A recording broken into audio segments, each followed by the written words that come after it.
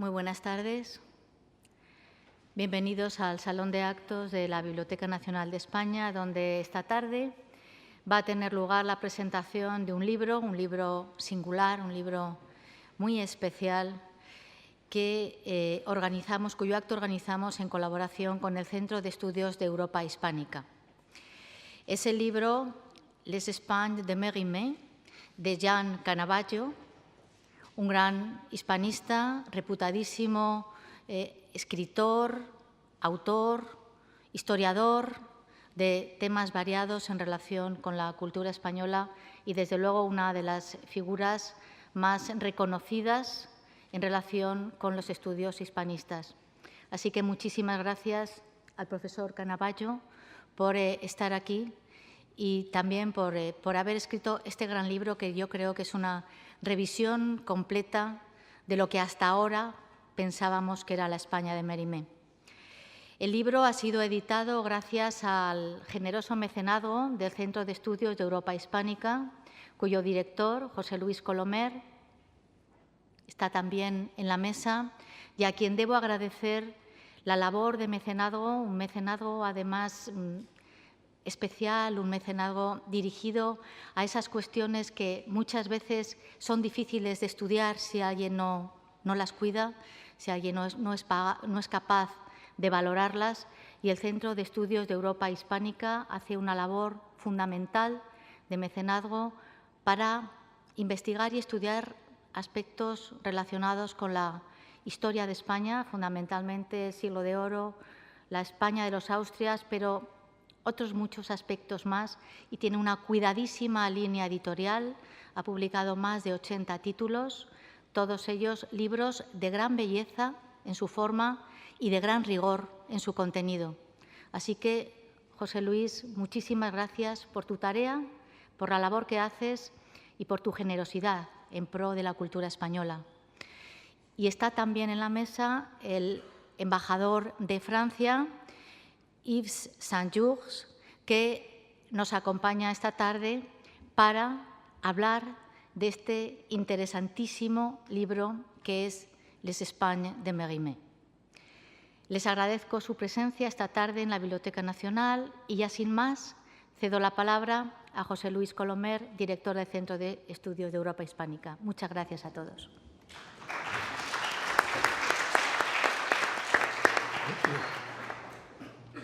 Muchas gracias. Excelentísimo señor embajador, señoras y señores, queridos amigos. Agradezco a Ana Santos su generosa presentación y agradezco muy especialmente que la Biblioteca Nacional de España nos abra hoy sus puertas para la presentación de este libro, que es fruto de una nueva colaboración entre el Centro de Estudios Europa Hispánica y esta casa.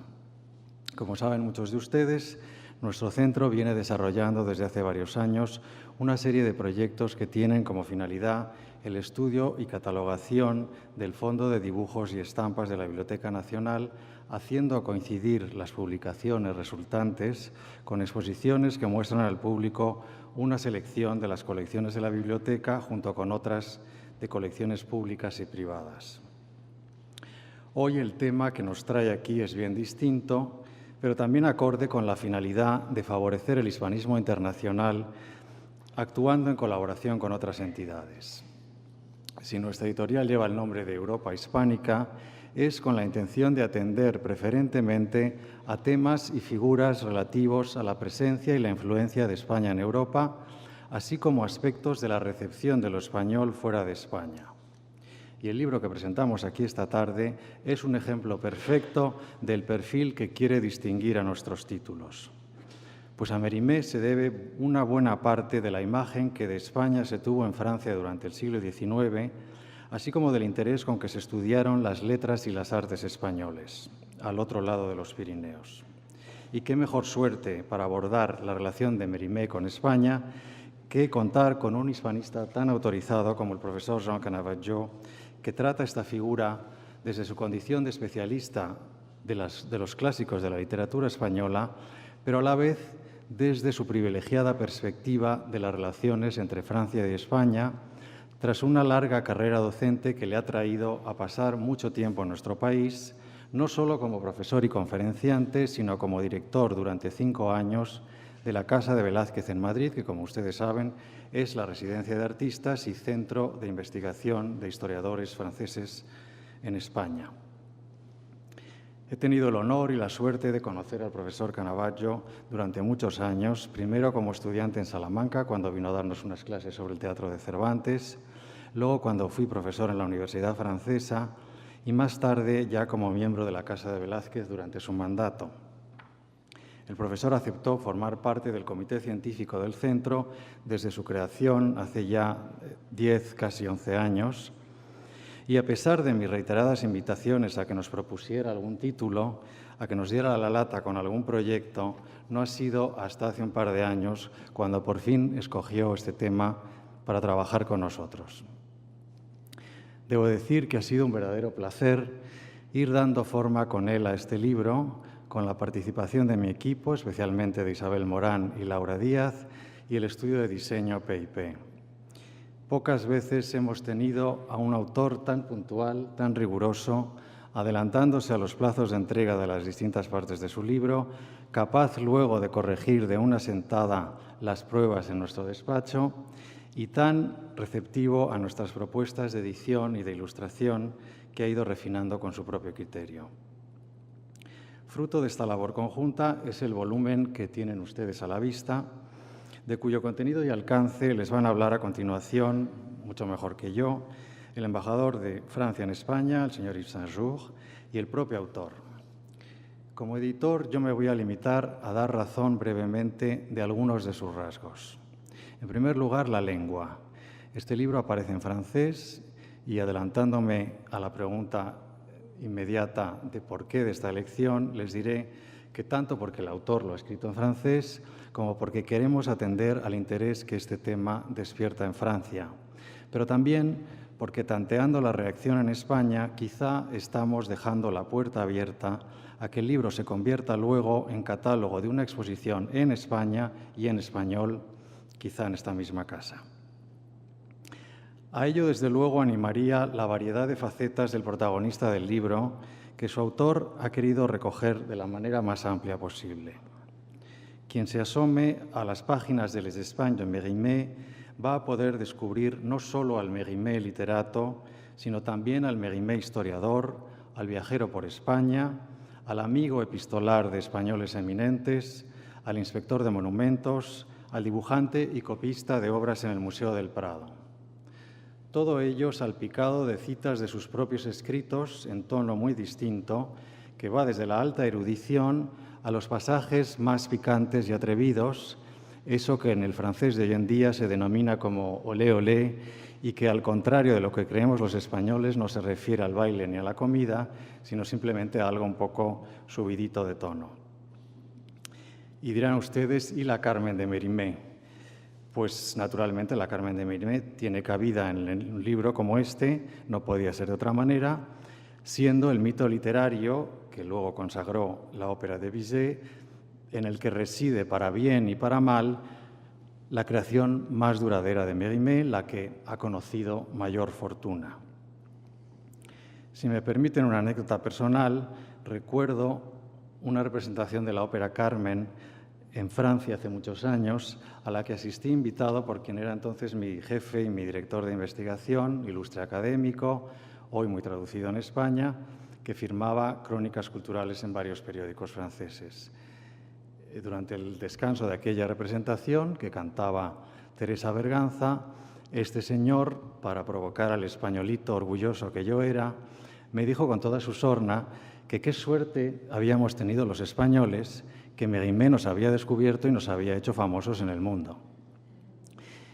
Yo naturalmente me reía, aunque maldita la gracia que me hacía la idea de un Mérimée visto como Cristóbal Colón, descubridor de una España exótica y remota.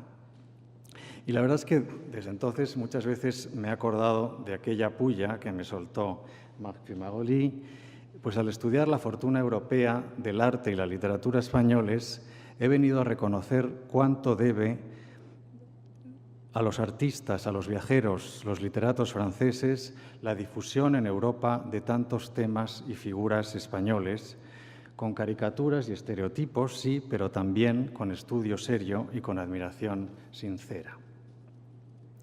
Y de ahí que, volviendo ya al libro que nos trae esta tarde aquí, al ilustrar el texto de Jean Canavaggio, hayamos querido combinar las representaciones españolas de la España de la época, gracias a la colaboración del Museo de Historia y el Museo Romántico, a cuyas directoras doy las gracias, con la visión que de España ofrecen los viajeros extranjeros, empezando por el propio Mérimée, autor de acuarelas muy atractivas, como otros franceses que pintaron vistas y gentes de España, pero también los artistas ingleses que desde la Guerra de la Independencia vinieron a nuestro país en búsqueda de escenarios exóticos y románticos. Pienso en Ford, en Lewis, en Wilkie, en Roberts. De todos ellos hemos seleccionado obras que acompañan esta amena lectura, procurando, como suele ser frecuente en nuestras ediciones, un apoyo visual lo más abundante posible. Y por mi parte nada más. El libro está disponible en la tienda de la Biblioteca Nacional mientras empieza a ser distribuido en las librerías. Espero que ustedes lo disfruten y les doy las gracias por su asistencia. Y tiene ahora la palabra el embajador de Francia en España, el señor Yves Saint-Jour. Muchas gracias.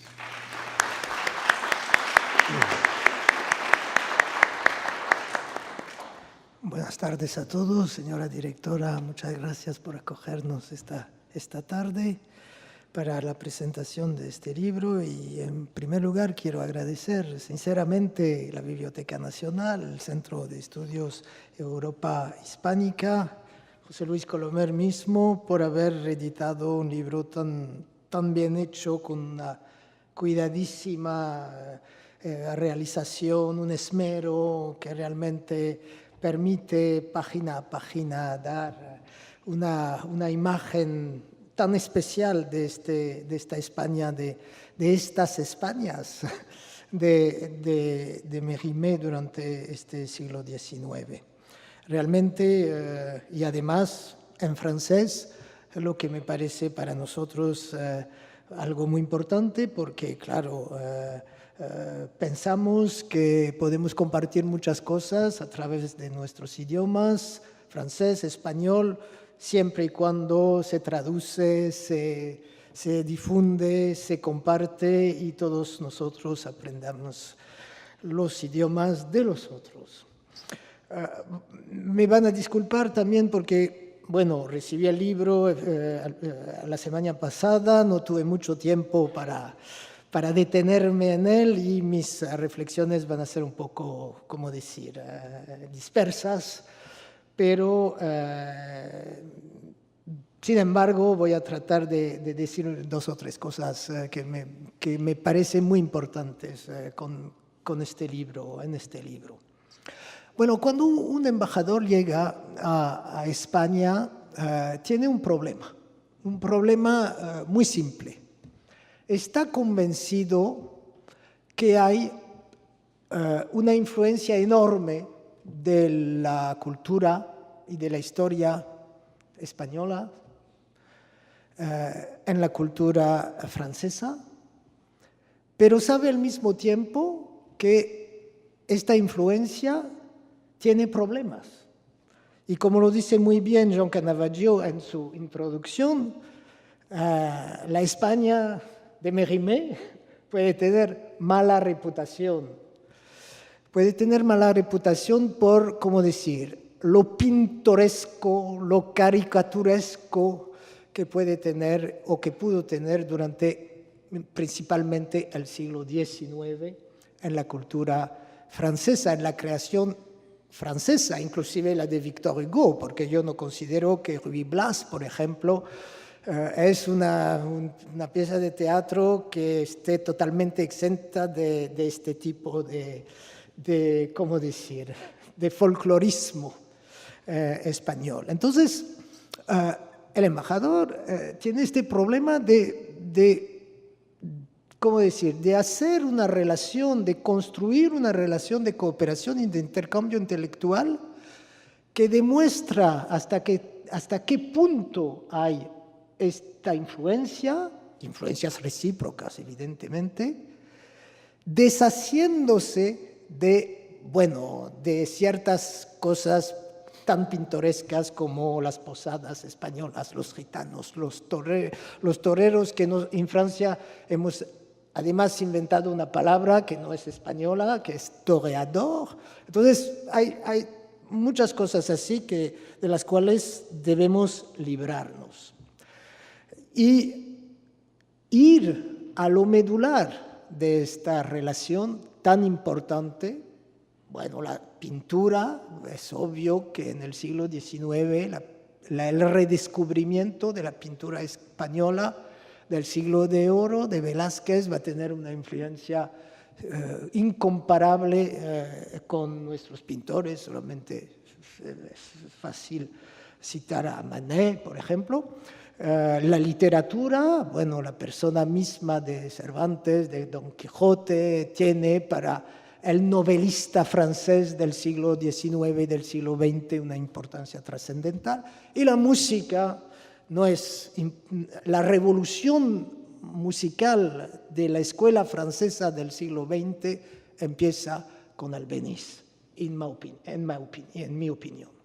Es decir, que tenemos que ver cómo hacer para cambiar un poco el enfoque. Y bueno, Mérimée nos ayuda a hacer esto, porque por un lado, digamos que cae un poco en este folclorismo, y por otro lado, de ninguna manera, es una persona culta, observadora, y que habla de las Españas y bueno, las Españas, pero con una visión finalmente de una España muy unida en sus diversidades. Es una cosa muy importante esta. Habla de las Españas con una mirada realmente, en primer lugar, una gran simpatía, una gran empatía y además muy inteligente de observación, de descripción y de, que permite realmente comprender muchas cosas. Bueno, se lo ve claramente en el libro, donde hay dos partes, una parte de la vida y literatura, y una segunda que se llama el abanico de las Españas, y una segunda parte que es un poco un diccionario con algunas rúbricas muy interesantes que nos da este patchwork, este caleidoscopio de estas Españas. Y debo decir que precisamente cuando uno entra en el libro, más y más, ve cosas de un viajero, cosas pintorescas, y poco a poco entra en una antropología, en una observación política. Y es muy interesante esta observación política, porque es un viaje en el siglo XIX. Mérimée nace en 1803, muere en 1870, y es un viaje en un siglo XIX tan distinto lo francés de lo español, con comparaciones interesantes. Cambiamos de régimen en Francia todo el tiempo, y ustedes también, pero con efectos diferentes en la historia misma de los dos países. Entonces, es muy interesante ver cómo se viaja en el siglo XIX con esta observación muy aguda de la España del siglo XIX, y también con esta reflexión sobre literatura y arte. Literatura, porque casi, no exactamente, porque hay el teatro de Clara Gassou, pero empieza la obra de Mérimée con una obra en 1826 sobre Cervantes y termina las últimas páginas que escribe, que es la reescritura de este mismo texto de su juventud con nuevas perspectivas. Entonces, ¿cómo decir? España es el gran amor, yo diría, de Mérimée. Y entonces poco a poco uno se libra precisamente de esas pinceladas folclorizantes para entrar más y más en esta España de verdad que tanto queremos. Y yo realmente lo digo con toda franqueza, me parece un libro formidable en este sentido. Bueno, hay diversas cosas que me interesaron, pero escogí algunas, escogí precisamente las cosas que tenían que ver con Cervantes, ida y vuelta, pero yo no voy a comentar esto porque sé que estoy frente al gran especialista de Cervantes, pero algunos otras rúbricas como vascos. Me interesó vascos por una razón muy sencilla, es que estoy de este país y entonces me encanta lo que dice nuestro Mérimée. En primer lugar, habla de Vitoria y de Guipúzcoa y siempre dice que son lugares encantadores, pero lo más encantador son las mujeres en el País Vasco. Es un poco como 8 apellidos vascos. Las mujeres del País Vasco en Vitoria, en Guipúzcoa, en Irún, son las personas más encantadoras aún que los propios lugares. Y además, bueno, introduce lo vasco en Carmen, porque bueno, Carmen no es solamente una historia de Andalucía, de Sevilla, de la Plaza de Toros. No hay que olvidar que teóricamente Carmen viene de Chalar, una pequeña aldea de los Pirineos vascos, y entonces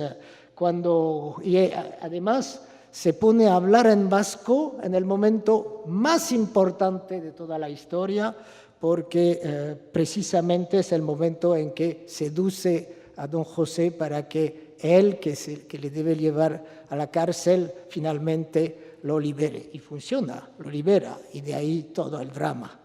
Laguna N. Biot-Saxena, dice Carmen a don José, camarade de mon cœur, êtes-vous du pays, camarada de mi corazón. Usted es del país de Chalar, es decir, son compañeros. Entonces, los vascos siempre están presentes en esta gran historia. Pero más interesante aún es la pincelada, como decir, política que dice muy sencillamente que sí, que el gran asunto de los vascos es de administrarse ellos mismos y pagar lo menos impuestos posible. Y entonces dice además que si el gobierno tiene el buen sentido de no ponerse en sus fueros, todo irá bien en España y con España. Entonces Mérimée es un poco un tipo que ve claramente algunas cosas. No lo decía solamente porque me interesó particularmente ese tipo de ¿cómo decir?, de descripciones, ¿no? Entonces, bueno, para terminar, para no ser demasiado largo, yo diría que tenemos, gracias a este libro, como lo decía, un promenade, una caminata, un paseo en el siglo XIX tan diferente de nuestros dos países. Tenemos un paseo en la literatura y el arte del siglo de oro. Tenemos una visión muy compleja, tan importante precisamente de la diferencia entre la influencia profunda y lo superficial. Y entonces me parece que para un francés, no sé todavía para un español, pero para un francés es una herramienta para entender sus propias contradicciones cuando mira a España y para entender mejor la propia España. Muchas gracias.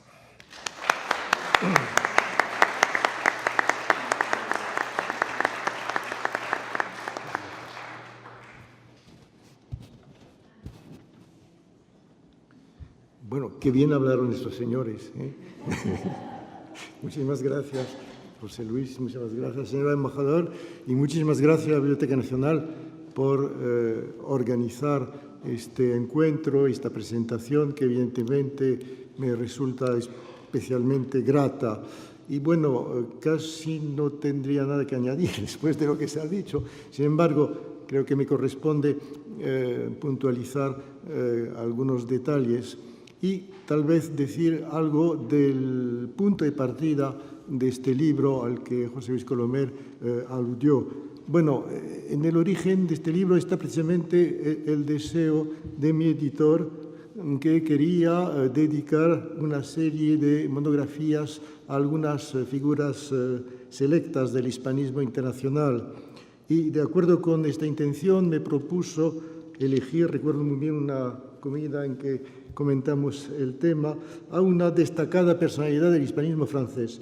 Pero claro, esta propuesta me pareció muy atractiva, pero quedaba el problema de la elección de dicha persona, porque, bueno, los hispanistas procedentes, digamos, del ámbito académico, estoy pensando en Morel Fatio, en Fulce del Bosque, o en el mismo Marcel Bataillon, bueno, pues no se prestaban a un libro destinado al gran público, la inmensa mayoría aquí presente, ¿eh? Había, bueno, otras posibilidades en las que estuve pensando, por ejemplo, Valéry Larbaud, pero Valéry Larbaud es más que un hispanista. Hay el caso de Jean Cassou también, pero al que se había dedicado ya un libro que además, bueno, es tanto historiador de arte como hispanista. Y es entonces cuando pensé en el caso de Mérimée, en un momento en que había empezado a colaborar en una nueva edición de sus obras completas, que está actualmente se está publicando poco a poco bajo la dirección de una de las mejores especialistas en Mérimée, Antonia Fogny. Y claro, Mérimée había escrito antes del nacimiento del hispanismo, pero su personalidad, sus intereses, su renombre, como se ha dicho muy bien, lo convertía en un ejemplo ideal para nuestra empresa. Y bueno, de entrada me pareció que dicha elección iba a permitirme acabar de una vez con una leyenda a la cual aludió el señor embajador, que es la de la España de Mérimée. Esta expresión, como recordó, tiene mala imagen de este lado de los Pirineos y, de hecho, sirve para aglutinar todas las españoladas difundidas por los románticos franceses y, en especial, Théophile Gautier y Alexandre Dumas, alcaldes, toreros, gitanos, cigarreras. Una españolada que vendría a sintetizar otra expresión sinónima, la España de Carmen. Y al respecto, no resisto al deseo de recordarle unas coplas que seguramente conocerán, las coplas de Carmen de España. Yo soy Carmen la de España, cigarrera de Sevilla, y a los guapos de Triana o andar en coronilla.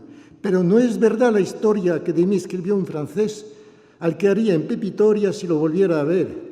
Iba a servirme de camafeo si atravesara los Pirineos. No sé quién fue el escamillo, ni tampoco don José, y no manejo el cuchillo ni a la hora de comer. Yo soy la Carmen de España y no la de Mérimée, Y luego, me han cantado en el teatro lo mismo que a la Traviata. Le aviso a más de 4 que voy a meter la pata, pues me tiene hasta los pelos que ande suelta por ahí una Carmen de Camelo que no se parece a mí. Bueno, es de notar que a Mérimée, pues la autora de esta copla, le atribuye la invención de Escamillo. Escamillo no está en la Carmen de Mérimée, es una invención de los libretistas de la ópera de Bizet. Y en realidad, bueno, dicha Carmen, lejos de ser la que imaginó Mérimée y recogió Bizet 30 años más tarde, es más bien la figura popularizada por una mediocre zarzuela derivada de la obra maestra, que es una obra maestra del músico francés y que se representó en Madrid con desigual éxito. De hecho, como ya se ha dicho, sin la menor duda, España ocupó un lugar esencial en la vida de Mérimée, tanto por la constante atracción que ejerció sobre él, como por el volumen y la variedad de las obras que le inspiró.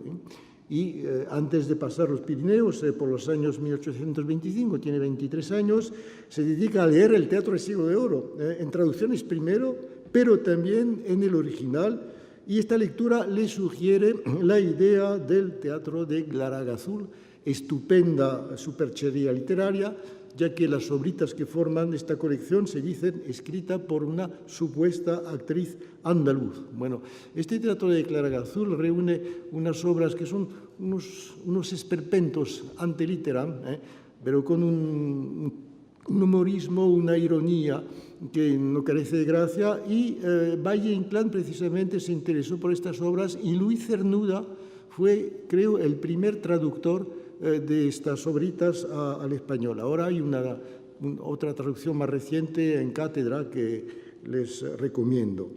Luego, pocos meses después, en 1830, en el pleno momento de la Revolución de Julio, de la caída de Carlos X, pues Mérimée confronta esta fantasía literaria con la experiencia de un primer viaje que le lleva durante casi 6 meses por el País Vasco, las dos Castillas, Andalucía y Valencia.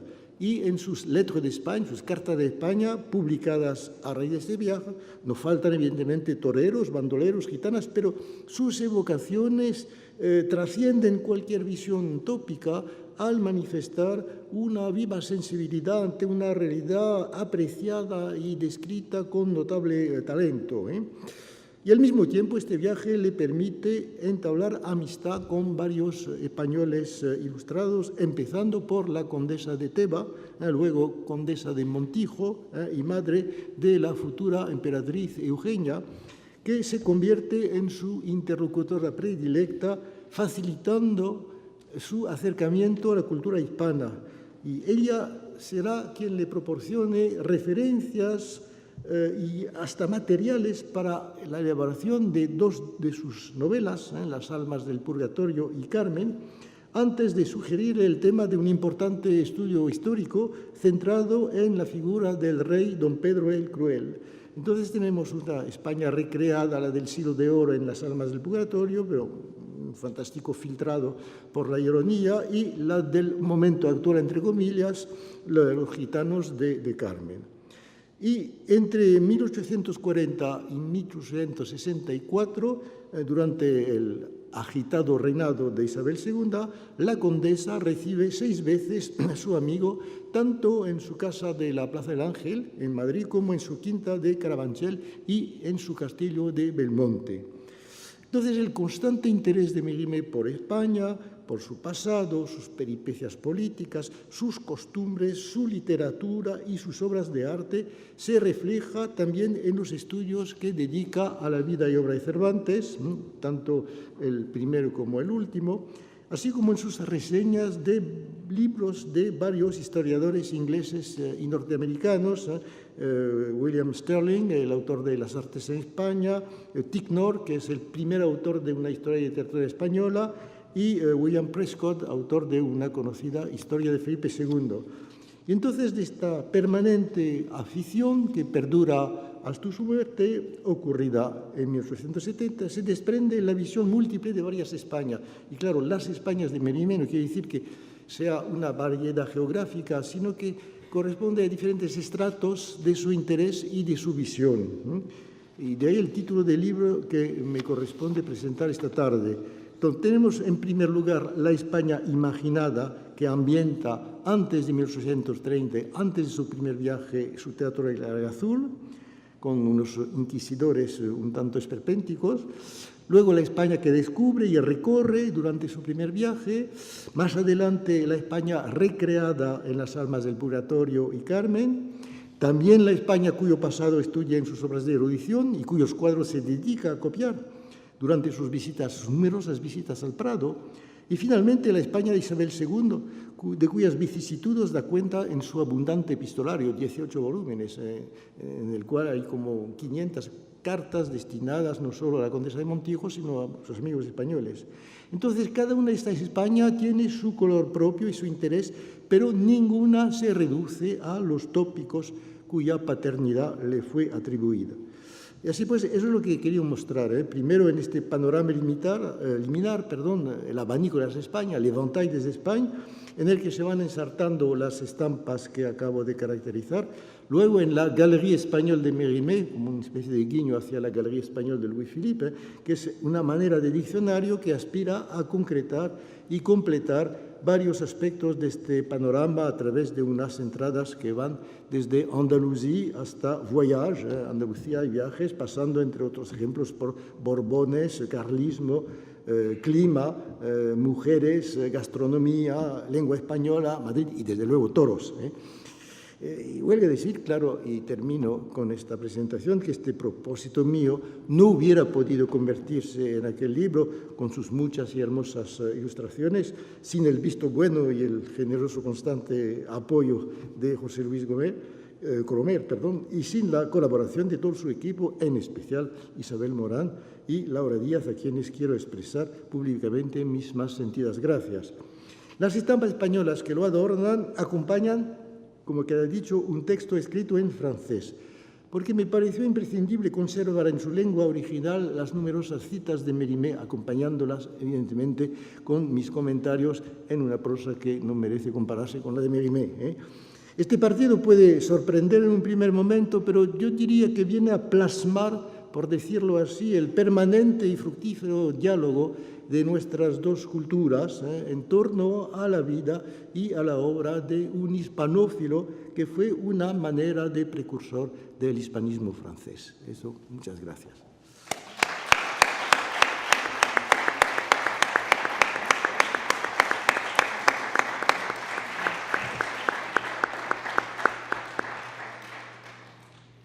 Abrimos un turno de preguntas.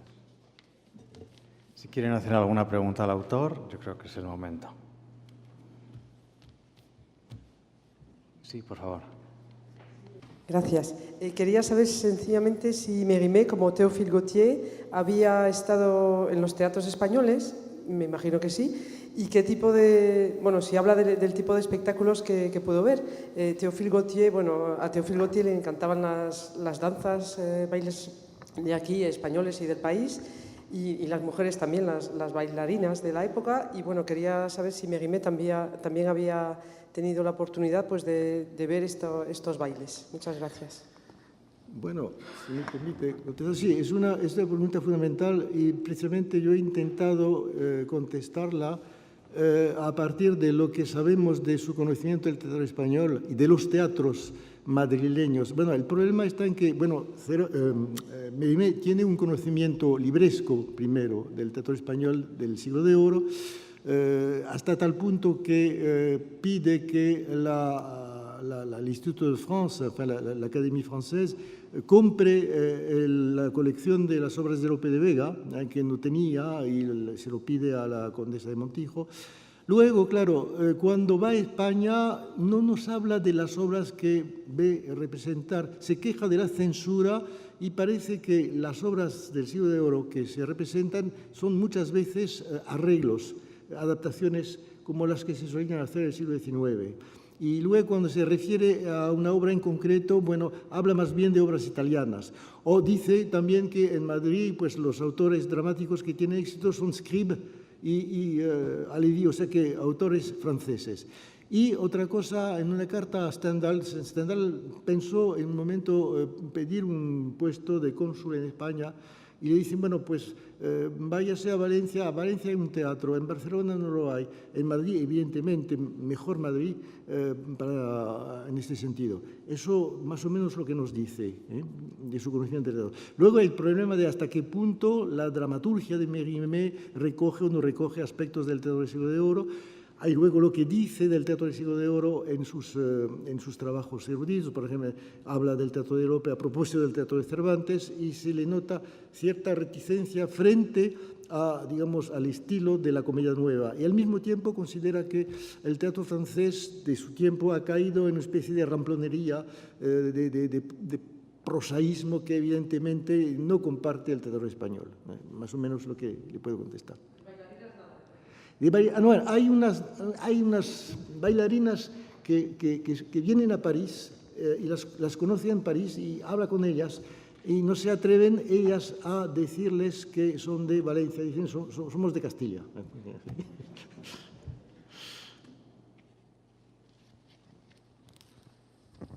Buenas tardes, profesor Canavaggio. Me ha interesado mucho que usted ha señalado la historia y literatura española de George Techner, que se publicó efectivamente en 1849. Pero me parece interesante también agregar que esa obra fue traducida al francés por Mañaval, sí, y tuvo su influencia también en Francia, ¿no? Así que, pero con mayor respeto, me permito recordar que ha habido antecedentes anteriores, como la obra de Friedrich Butteweg, La Geschichte der Poesie und Beredsamkeit, que fue después publicada también en español y y traducía en Londres también.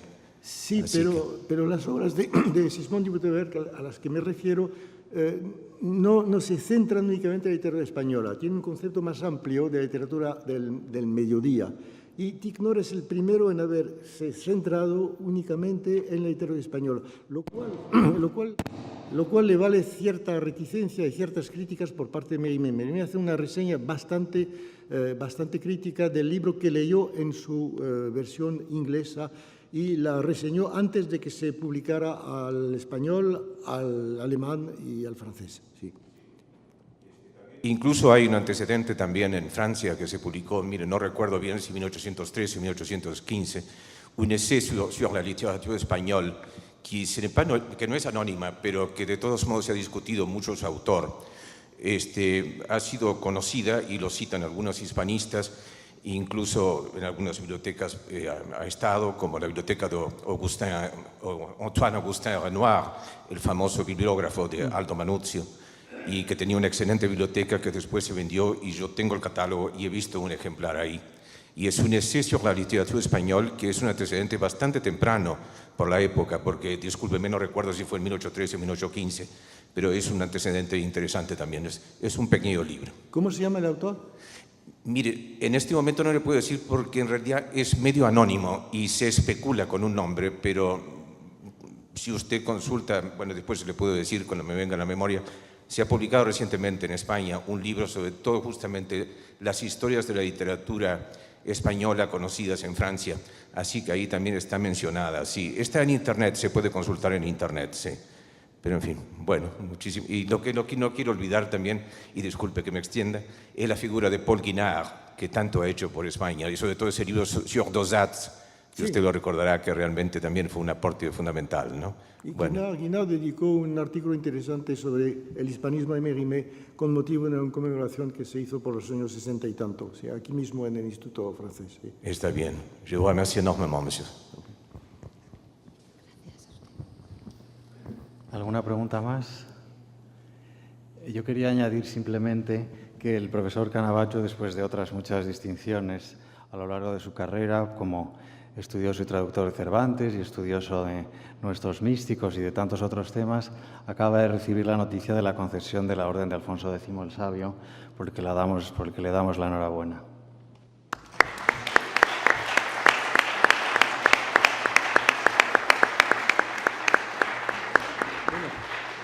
Muchas gracias, pero ¿quién la mereciera? Mérimée.